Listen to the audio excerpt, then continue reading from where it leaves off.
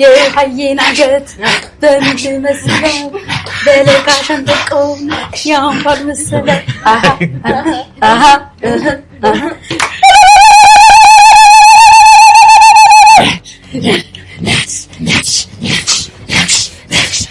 የሃይና ገት በምድ መስለው በለካሸን ተቆው ያንባል መስለው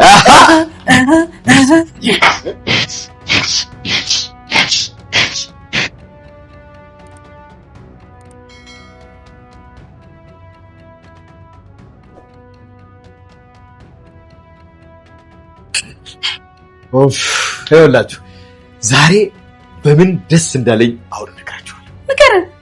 ችግር አለው? እኔ እኮ መጀመሪያ እንድንጫወት ስለፈለኩኝ ነው። ምንድነው? ቆይ ይኸውላችሁ ምን መሰላችሁ?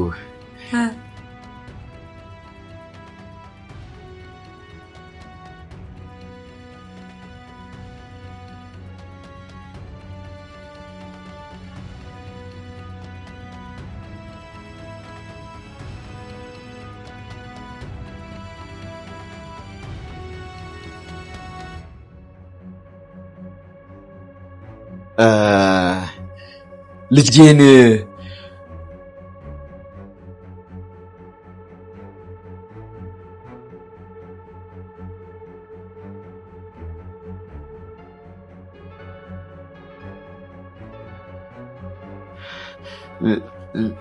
ልጄን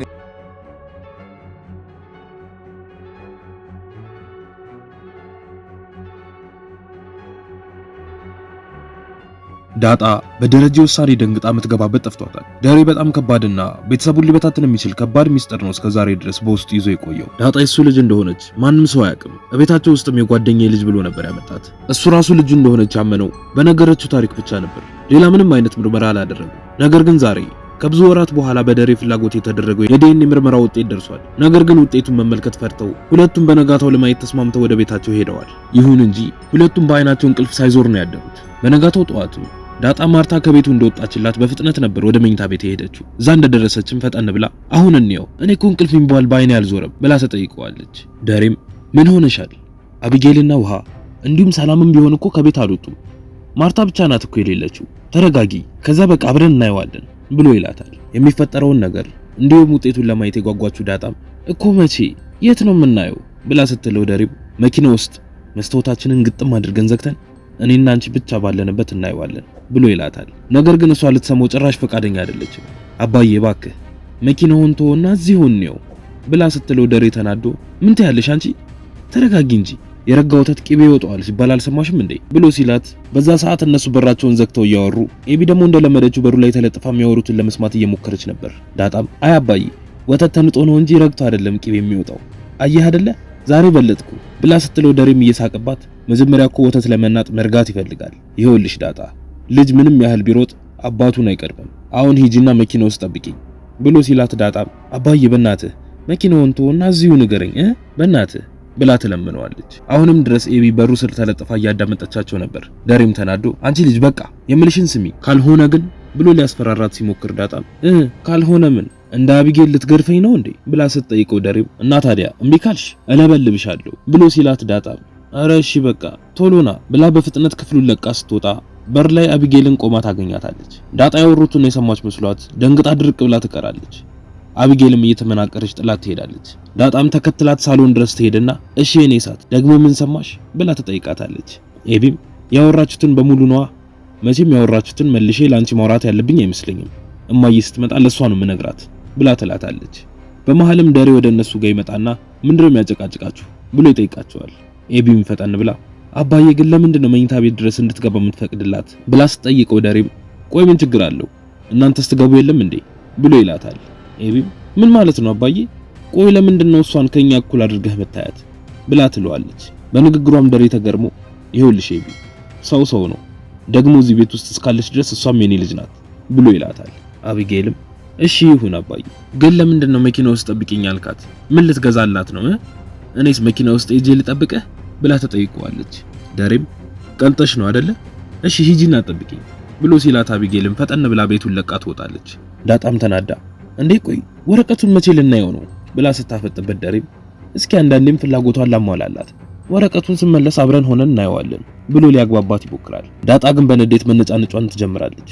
እንዴ አልሰማህም ስመለስ ትላለህ እንዴ?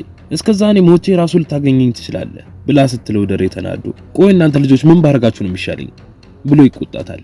ዳጣም ነገሩን ለማየት በጣም ጓግታ በቃ እዚህ እኮ ማንንም የለም አይደለ ለምን እዚህ ሆነ እናየው ብላ ተጠይቀዋለች። እሱም ይሄ ወረቀት በውስጡ ቀላል ነገር አይደለም የያዘው እድሜ ዘመኔን ሙሉ ስጨነቅ የነበረውን ጥያቄ ነው መልስ የሚሰጠኝ። አስበሽዋል? ያሰብኩት ነገር ባይሆን ምን አይነት ሁኔታ ውስጥ እንደምገባ ምን አይነት ባህሪ ለራሱ እንደማሳይ አላቅም እና ልጆቹ ባሉበት ይሄንን ወረቀት ማየት አልፈልግም። እስቲ አንቺ ራሱ ንገሪኝ ውጤቱን እንዳሰብነው ባይሆን ምንድነው የምታደርጊው? ይኸውልሽ አንቺ ልትጮሂ እኔ ደግሞ ላለቅስ እችላለሁ። በዛ ሰዓት አይተውን መተው ምን ሆናችሁ ቢሉን ምን ልንላቸው ነው? ይኸውልሽ እዚሁ ጠብቂ ኤቢን ልሸኛትና አንቺንም መኪና ውስጥ እጠራሻለሁ ብሏት ይሄዳል። መኪና ውስጥ እንደገባም እሺ ኤቢ ወዴት እንደወስድሽ ነው የምትፈልጊው ብሎ ሲጠይቃት እሷም ዳጣ ልትወስዳት የነበረበት ቦታ እንድትወስደኝ ነው የምፈልገው ብላ ተጠይቀዋለች። ዳሬም ቀጥሎ እኔ እኮ እሷን የትም ልወስዳት አልነበረም የሆነ ማውራት ነገር ስለነበረ ብቻ ነው ብሎ ሲላት ኤቢን ፈጠን ብላ እኮ ታዲያ እሱን ለኔ ማውራልኛ ብላ ትለዋለች። ወሬውን ለመስማት ጓግታ ዳሬም በሁኔታዋ ተገርሞ ኤቢ ይሄን ያህል ካንቺ ርቅ ያለው እንዴ? ካንቺ ልቅ ለዳጣ አድርቻለሁ ለምንድን ነው የምትቀኘው ብሎ ሲጠይቃት ኤቢም እዚህ ቤት እኮ አትረዱኝም ለኔ የሚታየኝን ነገር ለእናንተ ግን ምንም አይታያችሁ እኔንም የሚያሳስበኝ ነገር እናንተን ግን ጭራሽ አያሳስባችሁ ብላ ስትለው ዳሬም ይኸውልሽ አቢጌል ግልጽነትሽን ነገሮችን ፊት ለፊት መናገርሽን ደፋርነትሽን ወደዋለሁ ግን ደግሞ ነገሮችን ምረጪ ሁሉንም ነገር ካላወቁ እኔ ብቻ ያልኩት ካልሆነ ማለት የለብሽም ሁሉ ጊዜ እኔ ልክ ነኝ ማለትም ጥሩ አይደለም አንዳንዴም እኔ ተሳስቼ ነው እነሱ ልክ ናቸው ብለሽ ማሰብ አለብሽ ደሞስ እስቲ አንቺ አስጨንቆሽኝ ያልተረዳንሽ ነገር ካለ አስረጂኝ ብሎ ሲላት ኤቢም ለምሳሌ ሰላም እሷ ከማን ያረገዘችው ብላ ተጠይቀዋለች። ዳሬም በጥያቄዋ ተገርሞ ተይ እንጂ አቢጌል ቆይ ሰላም ከማንስ ብታረግዝ አንቺ ምን አገባሽ? አንቺ ምን አስጨነቀሽ? አንዳንዴ ነገሮችን ተወጥ ማድረግ መቻል አለብሽ። እሷ ደግሞ የሀገሬ ልጅ ነው ያስረገዘኝ አለችሽ አይደለ? በቃ ብሎ ሲላት ኤቢም አይደለም አባዬ ሰላም ከዳጣ ጋር ሲያወሩ ሰምቻለሁ ለኤቢም ማሳየው ባለም ይሆን ሰው ፈልጊልኝ ስትላት ነበረ ደግሞም እርግጠኛ ነኝ አባዬ የተላላከችውን ቴክስትም ስልኳን ጠልፌ አይቼዋለሁ ብላ ስትለው ዳሬ ደንግጦ ምን እንዴት እንደዚህ ታደርጊያለሽ?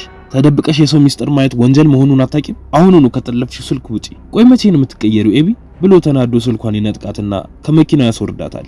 ኤቢም ተናዳ ወደ ቤት መመለሷን ትታ ወደ ጓደኞቿ ጋር ትሄዳለች። መንገድ ላይ ያለችም ከኋላ አርጁን ይመጣና ያስቆማታል። የሰላምን ስልክ እንድትጠልፍ ያገዛት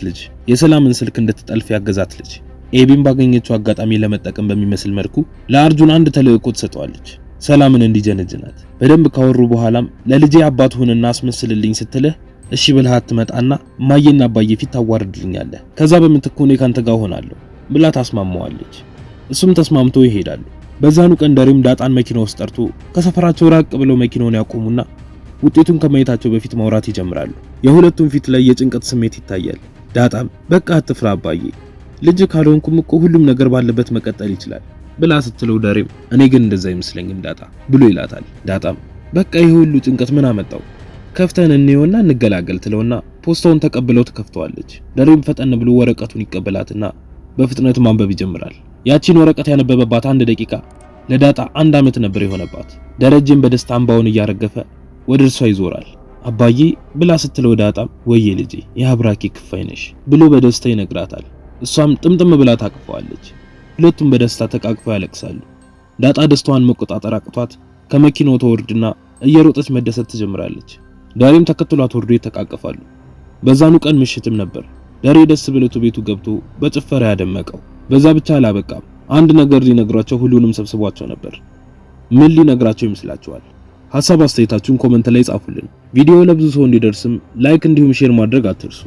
የምንለቀው ቪዲዮ በፍጥነት እንዲደርሳችሁ የደወል ምልክቱን መጫን አትርሱ።